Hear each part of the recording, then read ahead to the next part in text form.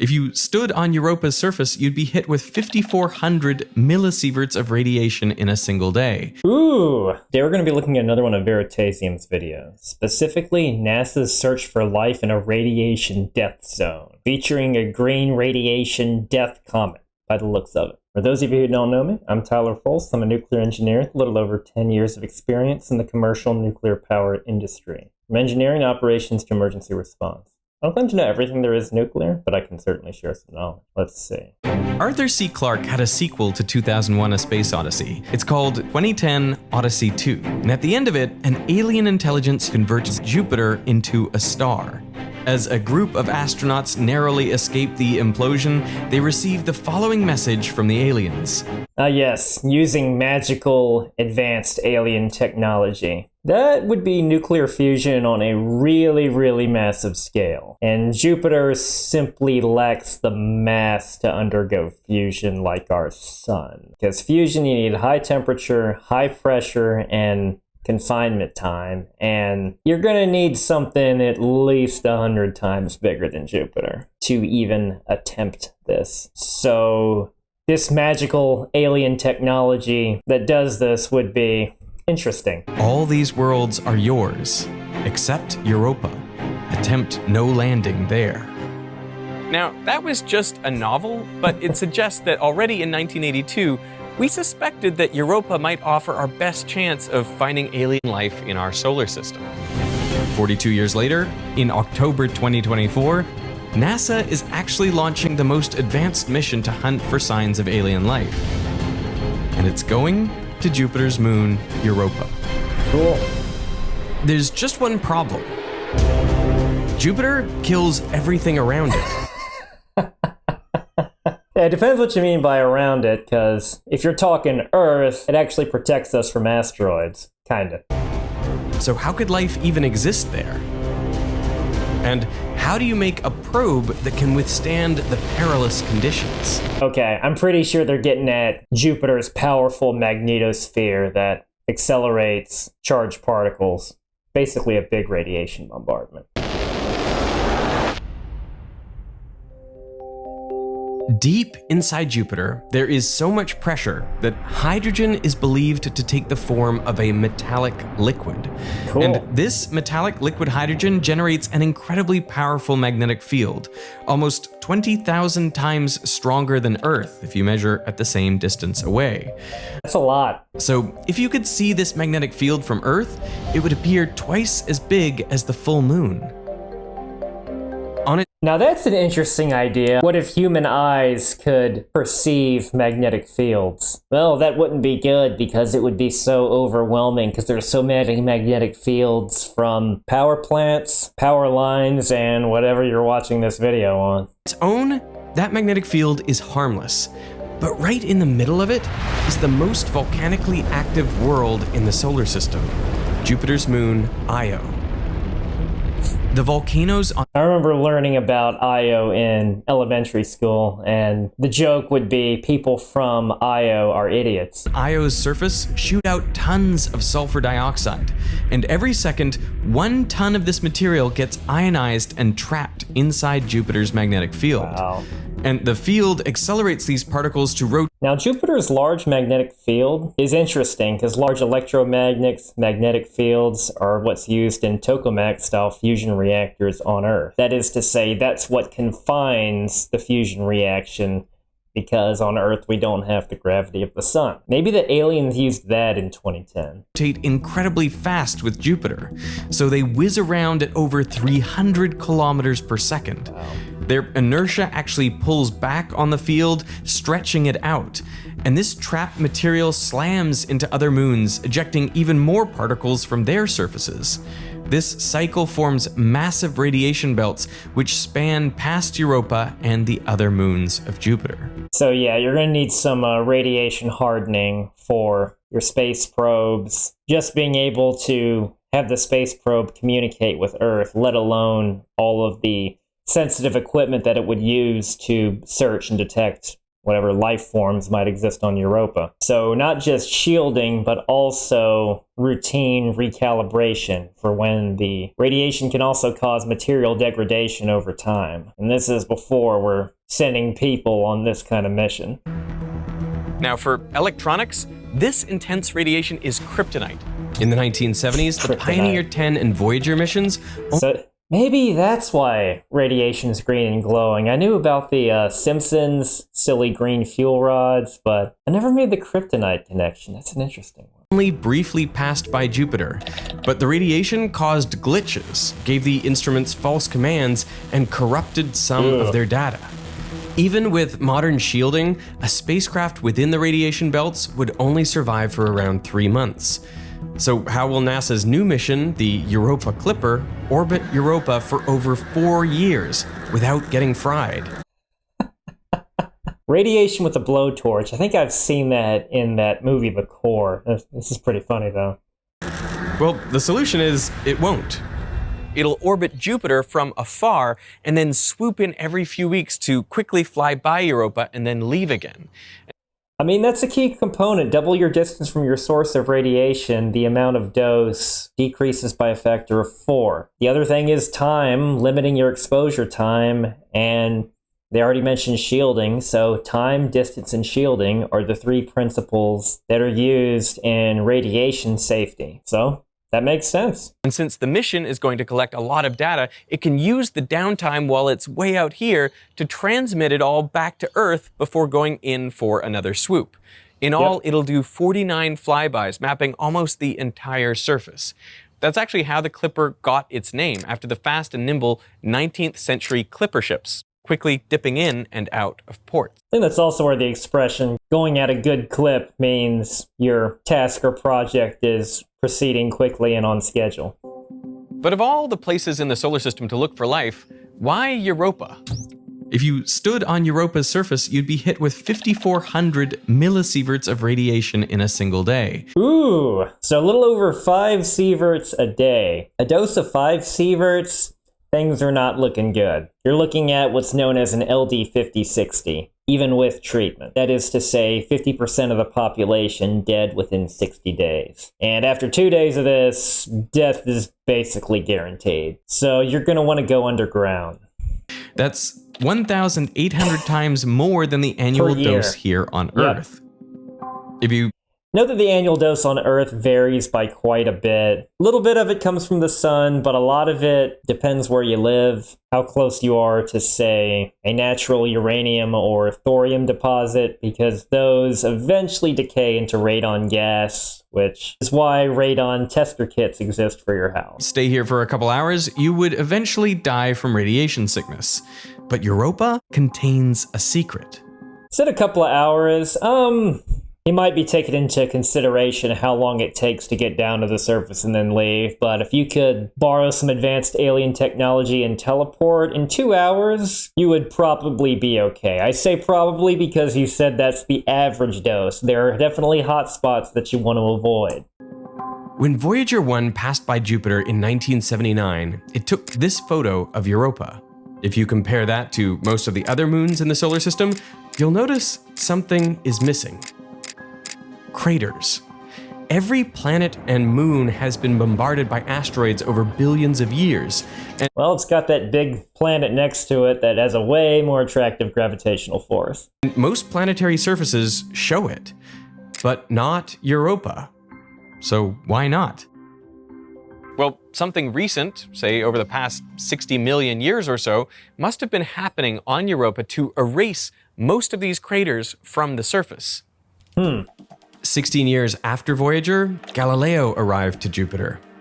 It spent 8 years studying both the gas giant and its moons. And Galileo's magnetometer picked up something interesting on Europa. Jupiter's magnetic poles, like Earth's, aren't aligned with its geographic poles. Sure. So as the planet rotates every 10... Oh, a magnetic shift. Interesting. Okay, so I was wrong about the gravity thing. But yeah, a pole shift, and considering how much stronger this has, it would have a much greater effect on whatever's orbiting it. hours, the whole magnetic field wobbles. This changing field from Jupiter induces a magnetic field on Europa, and a relatively strong one at that. That means there must— I guess it would. That's not something you normally think about in the context of Earth's magnetic field because it's so much weaker. I mean, the concept is no different than spinning a coil of wire within a magnetic field, inducing electric current. That would also suggest there's liquid water down there, rather than just ice, because ice doesn't conduct electricity too well, whereas salty water does conduct electricity. Interesting, one common misconception is that the water itself conducts electricity, but ultra-purified water doesn't conduct electricity. be an electrically conductive layer within Europa that reacts to Jupiter's field.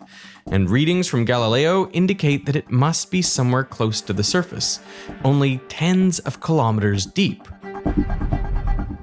I have to say, I love the visual effects on this. It is kind of this, 80s retro-futuristic vibe, hence the reference to 2010 and the space probes. So what kind of conductive layer? Well, Europa's white surface is almost entirely covered in a thick crust of water ice. These reddish-brown regions, when observed through a spectrometer, fit the description of a lot of things, like hydrated salts, sulfuric acid, or even bacteria. Yep.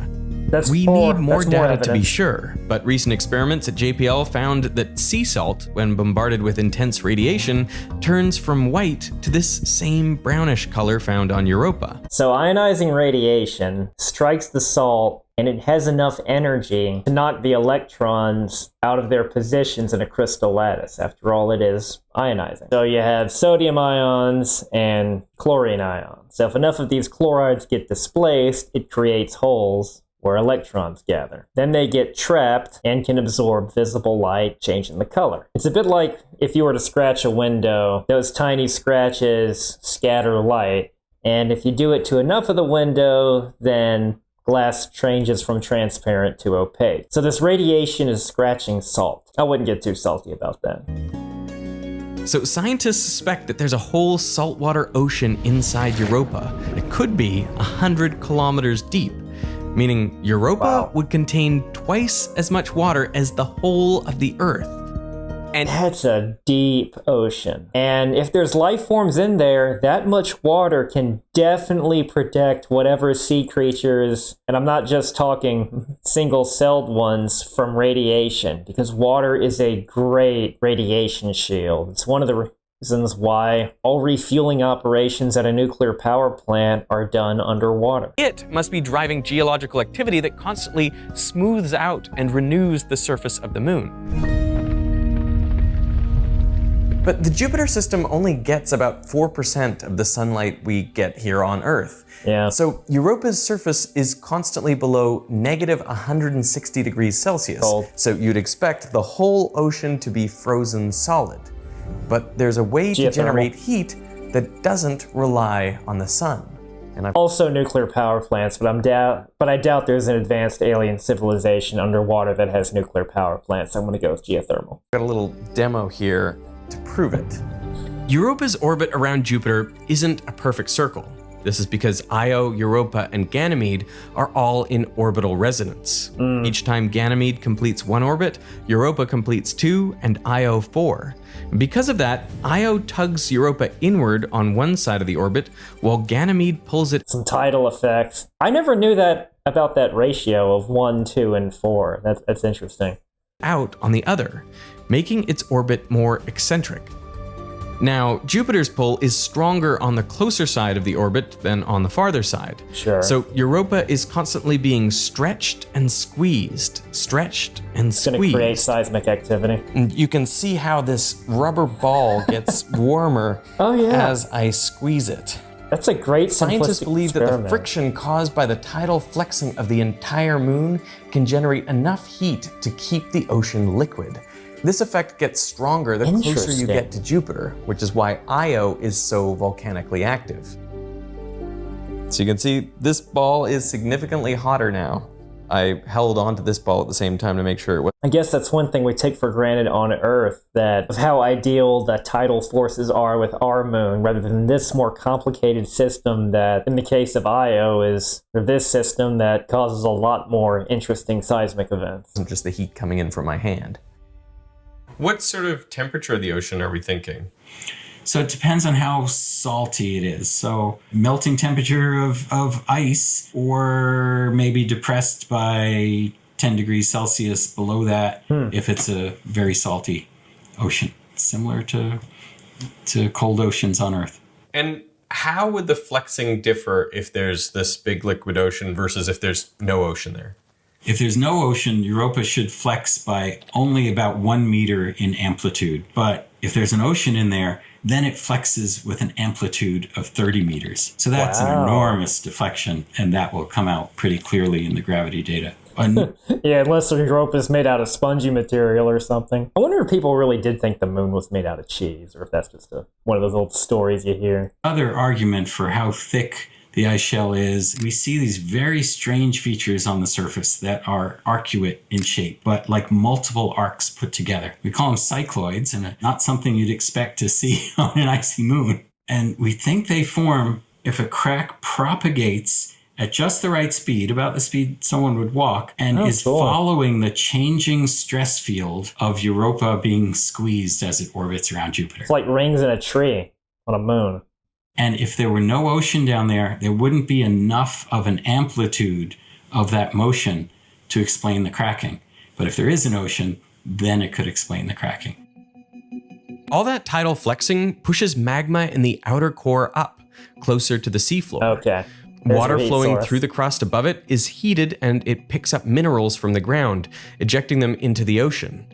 This creates hydrothermal vents. And where we find these on Earth, we also find trenches life. on Earth. Thousands of meters below the surface with no sunlight, these vents are oases for ocean life. The life forms down here rely on unique bacteria. Bacteria that... It's one of those things like those discussions on rogue planets that were encased in ice due to just distance from their star, and then they get captured by, in Europa's case, a larger planet. Not suggesting that Europa was ever rogue, but that's an interesting possibility if it was essentially acting as a spacecraft for all of these undersea creatures, while at the same time keeping the water liquid. So I guess the problem with that is, if it was really isolated, what would be causing those tidal forces to keep the oceans liquid? Feed on the minerals from the vents, rather than from the energy provided by the sun. How long are we thinking that Europa has had an ocean? It could be 4 billion years. We don't know for sure. That amount of time could give life the opportunity to evolve in those oceans. Right, exactly right. Organisms can use methane, carbon dioxide, sulfur reactions. Any chemical reaction you can think of that might happen in the ocean can potentially be used as a fuel for that organism's metabolism. So we're not talking about searching for fishes or whales or squids or something down there, but looking for single-celled organisms. We were so concerned there might be life on Europa that when the Galileo mission was ending in 2003, it was deliberately crashed into Jupiter to avoid the risk of contaminating Europa. But Clipper will not be... Interesting. So if it really is beneath ice and stuff, I doubt it would contaminate anything if it crashed into Europa, unless you slammed it into it really, really hard, that it would penetrate the crust and get into the ocean. But water's a really effective shield. Not just against radiation, but against ballistic impact forces. Not to say it would be impossible to contaminate, but you'd have to try. Able to drill through the kilometers thick ice crust. So how are we going to find evidence for life beneath that thick surface? This is the Snotbot. It's a drone with petri dishes glued to the top, and it flies right through whale blows to collect whale snot right here on Earth. Whoa. And zoologists can use the Snotbot to retrieve all sorts of info on a whale's biology. And it turns out we can do something very similar for celestial bodies too. We've actually captured images of water geysers shooting out of Enceladus, a moon of Saturn, That's housing cool. a subsurface ocean. And the Hubble Space Straws. Telescope has picked up some evidence of what could be similar geyser eruptions on Europa. Wow. The hope is that Clipper could fly through one of these plumes like the Snotbot and reveal their chemical composition using a mass spectrometer. That could be a challenge, keeping your mass spectrometer well calibrated with a high radiation field surrounding it. But yeah, just how mass spectrometers can detect composition of various isotopes, such as like enriching uranium, the ratios of uranium-235 to uranium-238. You could use it to analyze chemical compounds such as amino acids, hydrocarbons, lipids, other arrangements of carbon that are typically indicative of life. But evidence for an ocean on Europa isn't conclusive. Enceladus seems like a stronger candidate. We have actual images of its plumes, and we've even flown through them. We are almost 100% certain Cool. there's a subsurface ocean there. If we have these plumes on Enceladus and there's clearly maybe a liquid ocean there, why does Europa have your attention more than Enceladus? Is there something that draws you? We don't know how long it takes life to get going, but it's possible that Enceladus may have just kind of started up its engines, whereas Europa has more likely been well evolved over a long time. Surprisingly, being bombarded by Jupiter's radiation actually makes Europa a better candidate. See, those high-speed particles hitting Europa's surface give water and carbon dioxide molecules enough energy to form new compounds, like formaldehyde or hydrogen peroxide. So this process is called radiolysis, splitting apart the hydrogens and the oxygens. And we see evidence of that on Earth, whether it's deep underwater or deep underground life forms. If you want to hear more about that, check out the pinned comment down below. And these can serve as food for life beneath the surface, if they can get down that far. And we have evidence of overturn of the icy shell at chaos zones where the icy crust seems to have collided and material has been shoved into the icy shell. So there may be ways for this fuel for life to get down into the icy shell and potentially to the ocean. And Clipper doesn't have to touch down on the surface to confirm this. There's a infrared spectrometer to look at the chemical fingerprints of light bounced off the surface to help identify and map out where the salts are, find if there are organics there. There's a ultraviolet spectrograph that's aboard the spacecraft to look for plumes. Are they there? And of course, then can we fly through them? And then there'll be imaging of essentially the whole globe at better than 100 meters per pixel resolution. So one camera will take swaths of images as we fly over the surface, and that's called the wide angle camera. And then the other camera is the narrow angle camera. From 50 kilometers altitude, it will get half meter per pixel images, right? So it'll be able to resolve my desk here if it were on Europa. And then it would be a future mission, like a lander, that would go and actually search for signs of life at Europa. Do you think a lander would have a chance of survival? There have been studies that say we can get a lander living on the surface for a month if we think that's sufficient to go in there, scoop some stuff up from below the depth of radiation processing and put it into a mass spectrometer and see what we see. But the Europa Clipper won't be studying Jupiter's moons So both the remote and the more challenging invasive option. It's good to know. alone. The European Space Agency's JUICE mission, or the Jupiter Icy Moons Explorer, is already on its way to Jupiter. It will come to the system just 15 months after Clipper, and it'll even be doing a few flybys of Europa before settling into a tight orbit around Ganymede. So the European Space Agency will also have a mission there at the same time? Yes. We're having informal conversations with members of the JUICE science team. They're working as a team, or are they competitors?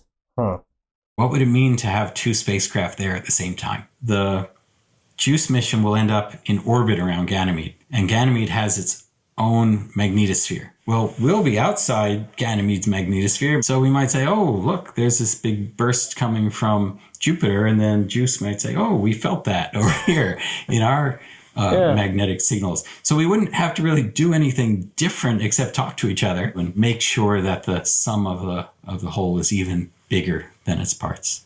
Make sure to be consistent in your unit conversions, though. Don't want a repeat of a certain rover on Mars. Europa Clipper was scheduled to launch on October 10th, 2024, but NASA is waiting for Hurricane Milton to clear Florida before the spacecraft can take off safely. When will we get the first results? You'll start seeing distant observations coming in 2030 as we look at Europa from afar and search for plumes. And then you'll see the first really high resolution data in 2031. So after, say, 26 years of thinking about a mission to Europa, how does it feel to be so close to launch? It's a little surreal, I must say. That's great. This has been such a long time coming. It's occasionally hitting me that our spacecraft is going to be up there in the heavens, right, on its way. It turns out that during a Europa Ocean conference in the late 90s, NASA actually video called Arthur C. Clarke, and after showing him That's awesome. plans for a future mission to explore the faraway ocean world, Clarke finally gave NASA permission to land on Europa. Because that's how that works. That's amazing. So do you think there's life there? Let me know in the comments. Thank you very much for watching. I'll see you next time.